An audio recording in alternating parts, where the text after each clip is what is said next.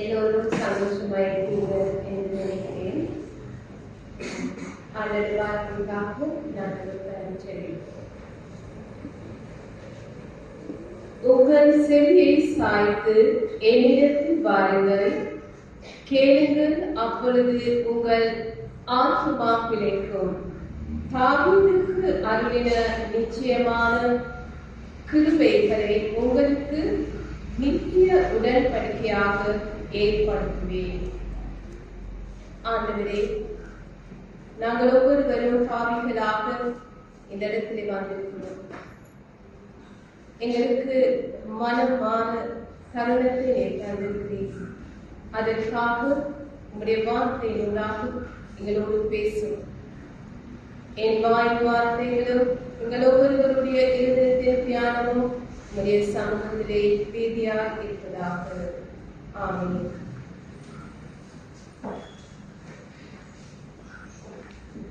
இன்று ஆண்டவருடைய வார்த்தை தியானிக்க ஒரு தலைப்பு உண்டு. மன மாற்றமும் மறு வாழ்வுக்கான இதுவே தருணம். மனம் மாற்றம் வேண்டும். அந்த மன மாற்றுதலுக்கு இன்று இது ஒரு தருணமாக நீங்கள் கருதி, சில நேரம் இன்னைக்கு நாங்கள் இருக்கிறோம், அடுத்த வாரம் இருப்போமோ தெரியாது. நாளை என்று ஒரு தினம் நமக்கு இல்லை, இன்று தான் நாள். அதனால மனம் மாற்றுதல், மனம் மாறுதல் இன்றே உருவாக வேண்டும். இன்னைக்கு வாசிக்க கேட்ட நற்செய்தி பகுதியிலே மக்கள் இயேசுவிடம் ஒரு கேள்வியை கேட்கிறார்கள். இந்த கேள்வி நம்ம ஒவ்வொருவருக்கும் சில நேரம் வரும். அது என்ன அந்த கேள்வி என்றால், பிலாத்து சிலரை கொலை செய்து அந்த இரத்தத்தை கலீலாவில் இருந்து வந்த மக்கள் பலி செலுத்தினார்கள். அந்த பலியின் அந்த இரத்தத்தோடு இந்த கலீலேயரை கொண்டு அந்த இரத்தத்தை அதனூடாக ஊற்றினார். இப்படி செய்வதனாலே அந்த பலி அசுத்தப்பட்டது. ஏன் பிலாத்து இவ்வாறாக செய்தார்? அந்த கலீலேயர்ல இருந்து வந்த மக்கள் பொல்லாதவர்கள்னாலேயா அவர் இப்படி செய்தார்? அதுதான் அந்த நற்செய்தி வாசகம். பரிசுத்த லூக்கா 13ஆம் அதிகாரம் முதல் வசனம். பிலாத்து என்ன செய்தார்? இயேசு வாழ்ந்த காலத்துல எருசலேம் நகரத்துக்கு பண்டிகைக்காக எல்லா யூத மக்களும் வந்து சேர்வார்கள். பஸ்கா பண்டிகை அப்படிங்கும் பொழுது எல்லா நாடுகளிலே இருக்கும் யூதர்கள் பலி செலுத்தும்படியாக எருசலேம் தேவாலயத்துக்கு வருவார்கள். அப்படி வந்த நேரத்திலே இந்த பஸ்கா பண்டிகைக்கு கலீலேயாவில் உள்ள யூதர்கள் வந்தார்கள். அவர்கள் சிலரை பிலாத்து தெரிவு செய்து அவர்களை கொலை செய்தார். ஏறக்குறைய 2.5 கோடி ஆடுகள் அந்த பஸ்கா காலத்திலே, அந்த பண்டிகை காலத்திலே கொலை செய்யப்படும். அப்ப ஒரே இரத்தம் ஓடக்கூடிய ஒரு நேரத்திலே இந்த பிலாத்து என்ன செய்தார்? பலி செலுத்தும்படியாக வந்த கலீலேயர்கள் அந்த யூதர்களை கொலை செய்து அந்த இரத்தத்தை கலந்தார். அப்ப இவர்களுடைய கேள்வி என்ன? ஏன் பிலாத்து இந்த மாதிரி ஒரு காரியத்தை செய்தார்? இந்த கலீலேயர்ல இருந்து வந்த மக்கள் அவர்கள் பொல்லாதவர்களா இருந்தார்களா? அதுதான் கேள்வி. இந்த மரணம் என்பது எந்த நேரம் எந்த இடத்திலே எப்பொழுது வரும் யாருக்கும் சொல்ல முடியாது. கோவிட் காலத்துல அநேக மக்கள் இறந்து போனாங்க. யுத்த காலம் வந்த பொழுது எங்களுடைய இலங்கை நாட்டிலே 30 வருட காலமாக யுத்தம் நடந்தது. எத்தனை கோடி மக்கள் இறந்து போனாங்க. இப்ப பலஸ்தீன, உக்ரைன், இஸ்ரேல் இந்த தேசங்களே கொடூரமான யுத்தம். எத்தனை சிறு பிள்ளைகள், எத்தனை வாலிபர், எத்தனை மக்கள் அழிந்து போறாங்க, எத்தனை பேர் செத்து போறாங்க.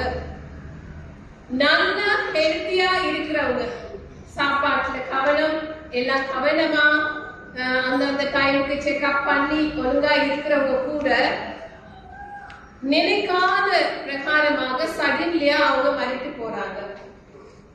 இப்படிப்பட்ட காலத்துல தான் நீங்களும் நானும் நம்ம வாழ்றோம்.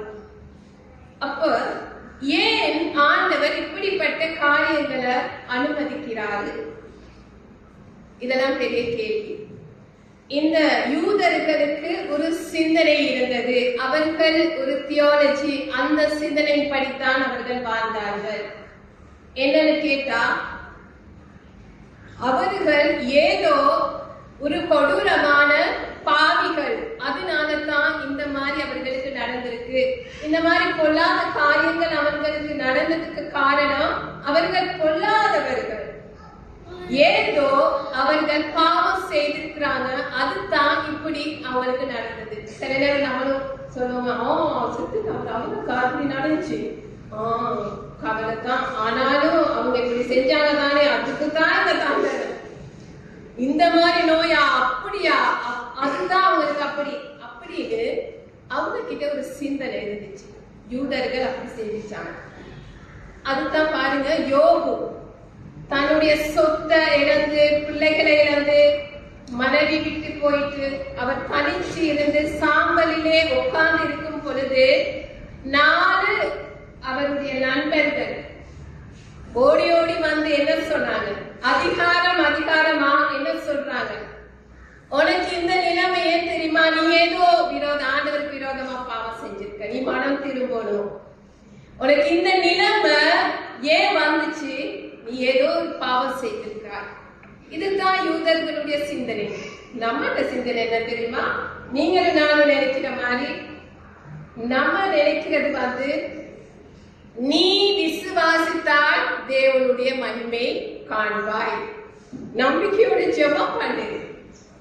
அப்ப ஜெபம் பண்ணி சில காரியங்களுக்கு விடை நமக்கு கிடைக்காட்டி நம்ம என்ன நினைப்போம்? நம்ம விசுவாசம், நீங்க ஒழுங்கா நம்பி ஜெபிக்கல, உங்களுக்கு விசுவாசம் பத்தாது, இப்படி ஜெபிக்க அது போதாது, இன்னும் விசுவாசத்தோட ஜெபிங்க, இப்படி நாம நினைக்கிறோம்.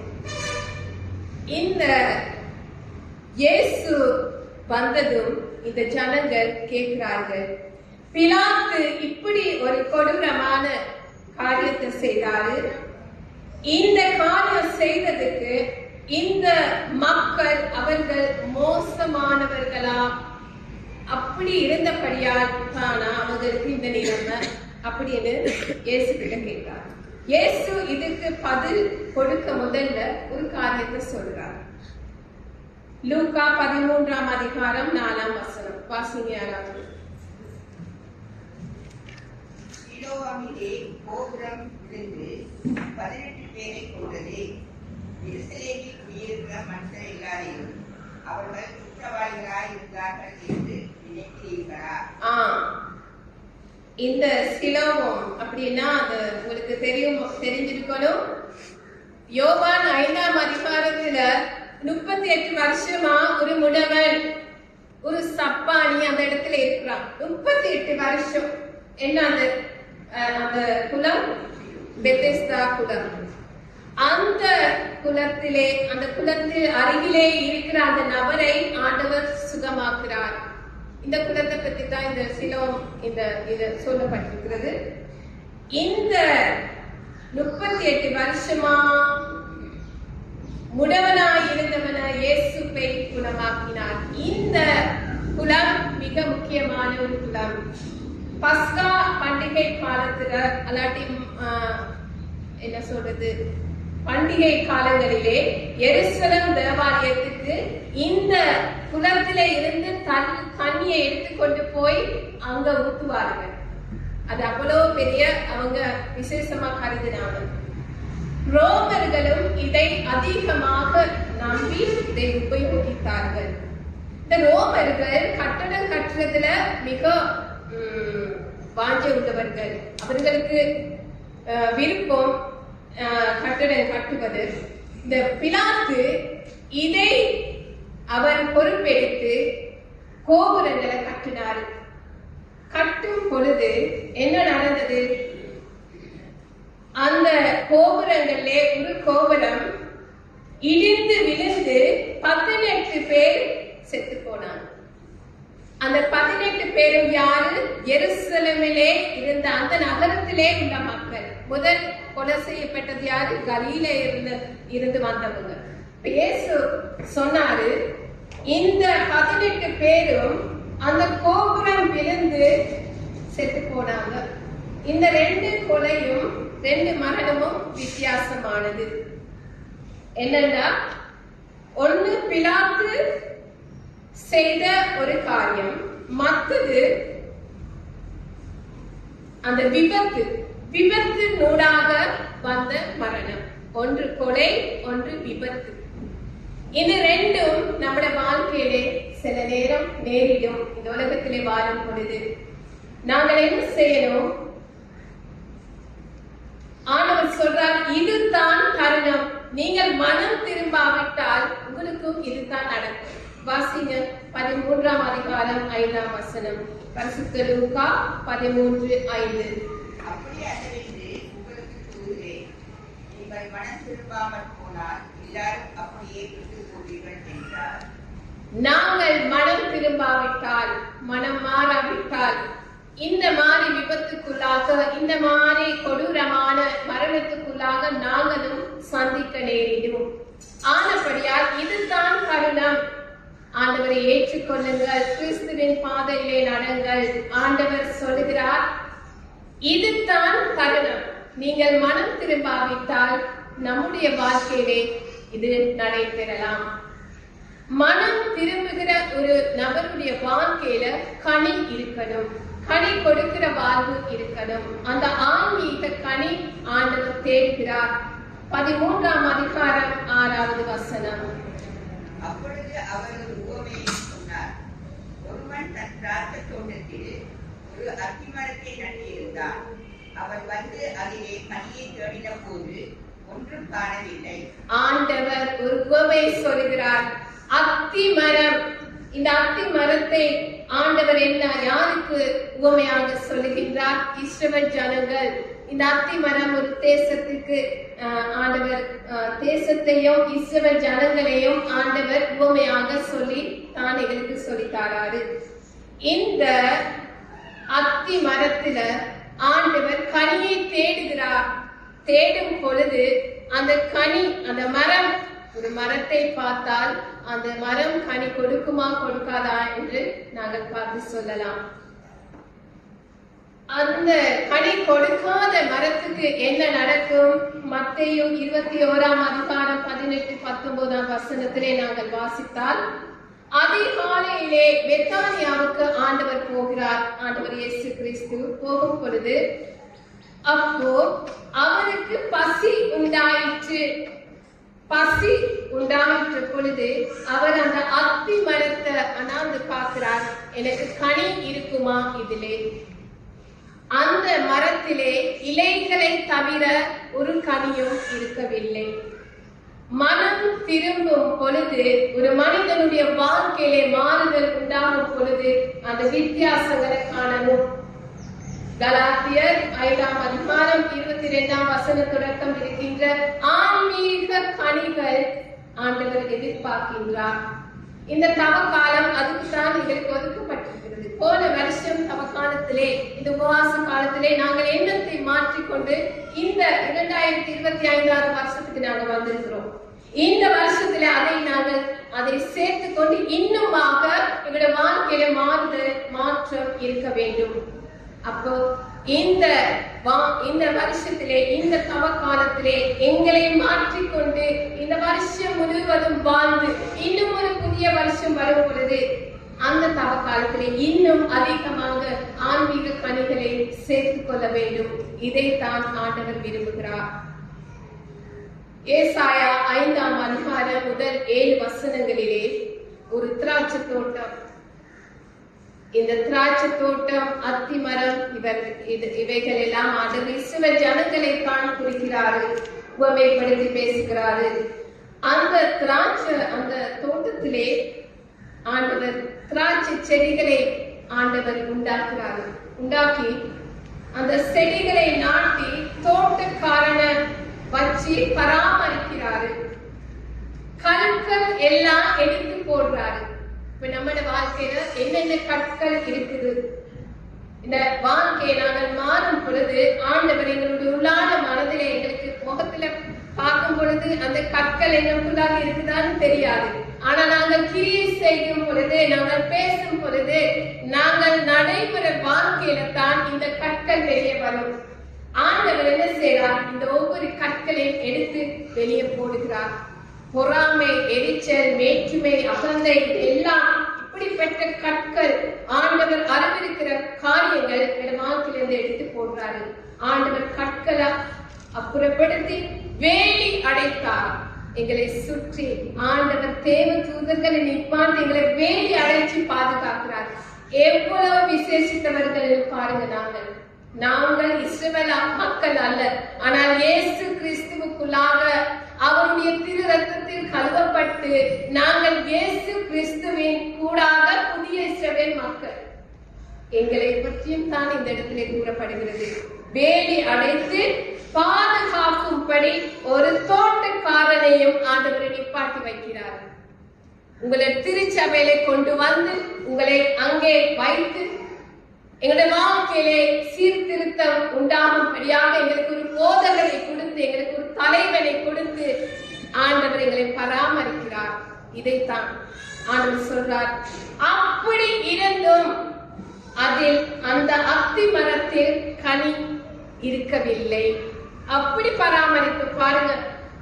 தோட்டத்திலே நட்ட வச்சு அவர்களுக்கு அந்த செடிக்கு உரத்தை போட்டு தண்ணியை ஊற்றி எல்லாம் பராமரித்து வேலி அடைச்சு அந்த தோட்டக்காரனை வைத்து ஆண்டவர் இப்படியாக பராமரித்தும் அந்த செடியில, அந்த மரத்திலே கனி இல்லை.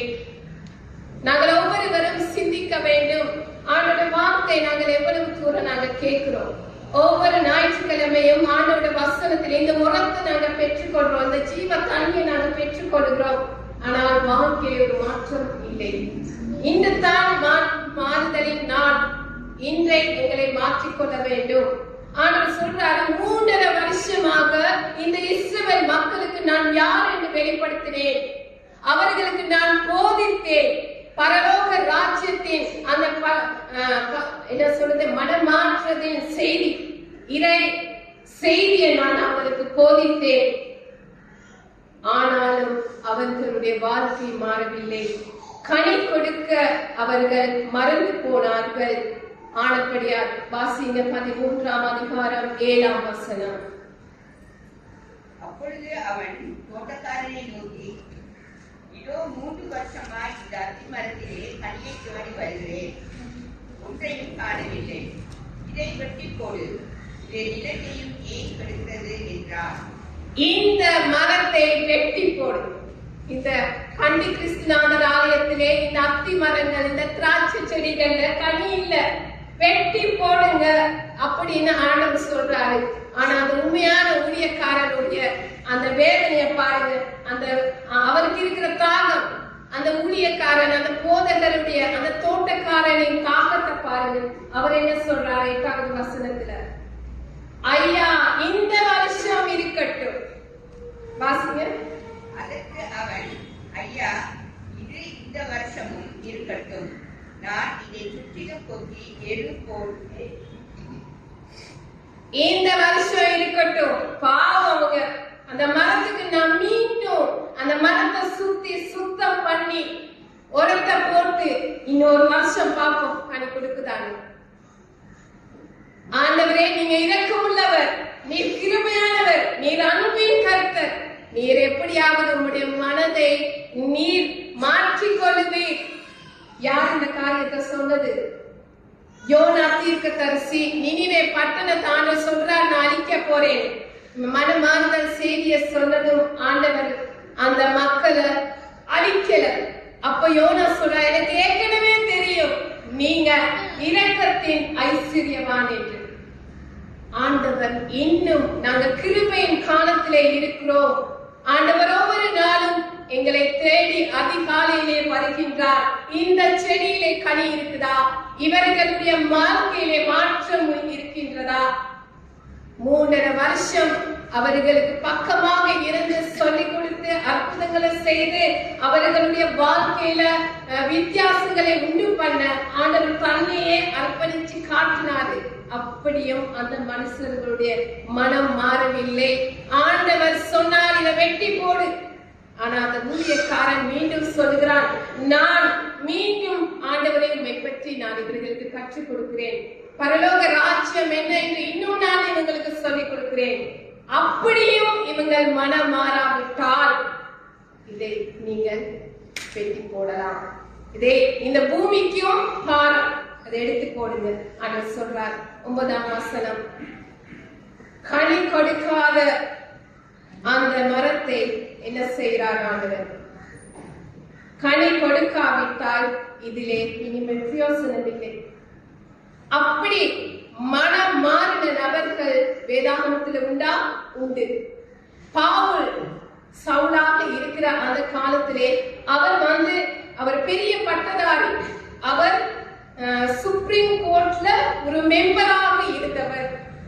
அவர் கமாலியல் என்கிற ஒரு பெரிய குருவானவருக்கு கீழாக கற்றுக்கொண்ட ஒரு மாணவர். அவர் பெரிய ஐஸ்வர்யவான், உயர்ந்தவர். இந்த எல்லா செல்வாக்கும் வைத்து அவர் என்ன செய்தார்? அவருடைய அதிகாரத்திலே கிறிஸ்தவர்களை துன்பப்படுத்தினார், வேதனைப்படுத்தினார். இது ஆண்டவருக்கு பொறுக்கவில்லை. ஒரு நாள் அவர் தமஸ்கு அருகிலே போகும் பொழுது, சவுலே சவுலே ஆண்டவர் தொட்டார், ஆண்டவர் கூப்பிட்டார். அன்று சவுலுடைய வாழ்க்கை மாறினது. அவர் என்ன செய்தார்? அவருடைய வாழ்க்கை மாற்றத்துக்கு அந்த மறுவாழ்வு நூடாக இந்த வேதாகமத்திலே அநேக நிருபங்களுக்கு சொந்தக்காரர் அவர். அநேக திருச்சபைகளை உருவாக்குறதுக்கு காரணமாக இருந்தவர் சவுல். அவருக்கு அந்த மனமாற்றுதல், அந்த சந்தர்ப்பம், ஆண்டவர் தொட்டார், ஆண்டவர் கூப்பிட்ட நேரத்திலே அவர் கீழ்ப்படிந்து அவரை மாற்றிக்கொண்டார். இயேசு கிறிஸ்து 2 கல்வர்கள் நடுவிலே சிலுவையிலே அறைந்து தொங்கப்பட்டு கொண்டிருந்த நேரத்திலே 2 கல்லனுக்கும் சான்ஸ் இருந்தது மறு வாழ்வுக்கு, நித்திய வாழ்வுக்கு. அவர்களுக்கு 2 பேருக்கும் ஒரே தருணம் இருந்தது. ஆனால் ஒருவன் தான் அதை பெற்றுக் கொண்டார். மறுவன், அந்த மற்ற கல்லன், அவன் ஆண்டவரை ஏற்றுக்கொள்ளவில்லை. அதே போல பேதுரு பாருங்க, பேதுரு ஆண்டவரை மறுதலித்து ஆண்டவரை விட்டு தள்ளி போனான். ஆனால் அவன் மனம் திரும்பி ஆண்டவருக்கு மனம் கசந்து அழுந்து அவன் மனம் மாறினான். அவன் மீது ஆண்டவர் சபையை கட்டி எழுப்பினார். யூதஸ்க்கு ஆண்டவர் தருணத்தை கொடுத்தார். அவன் பாவி என்று ஏற்றுக்கொண்டான். ஆனால் மனம் திரும்பி மீண்டும் வரவில்லை. நாங்கள் எத்தனை பேர் நாங்கள் நினைக்கின்றோம், ஆலயத்துக்கு போகின்றோம், திருவிருந்திலே பங்கு பெறுகிறோம், எல்லா காரியங்களையும் நாங்கள் ஈடுபடுகிறோம். ஆனால் ஆண்டவர் அந்த அத்தி மரம் நல்ல செழிப்பாக காணப்பட்டது, ஆனா கனி இருக்கவில்லை. எங்களுடைய வாழ்க்கையில, எங்களுடைய கிறிஸ்தவ வாழ்க்கையில பேர் கிறிஸ்தவர்கள் அல்ல, நாங்கள் கனி கொடுக்கும் மனம் மாற்றம் உள்ள உறுதியான ஆண்டவருக்குள்ளாக கிறிஸ்துவின் பாதையிலே செல்லுகிறவர்களாக இருக்க வேண்டும். அதைத்தான் ஆண்டவர் உங்ககிட்ட இருந்தும் என்கிட்ட இருந்தும் ஆண்டவர் எதிர்பார்க்கிற காரியம்.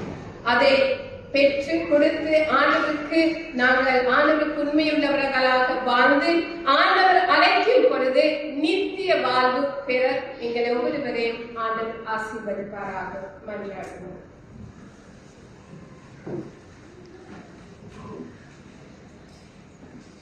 நாங்கள் சற்று மௌனமாக இருந்து ஆண்டவர் கொடுத்த இந்த தருணத்தை யோசித்து பார்ப்போம்.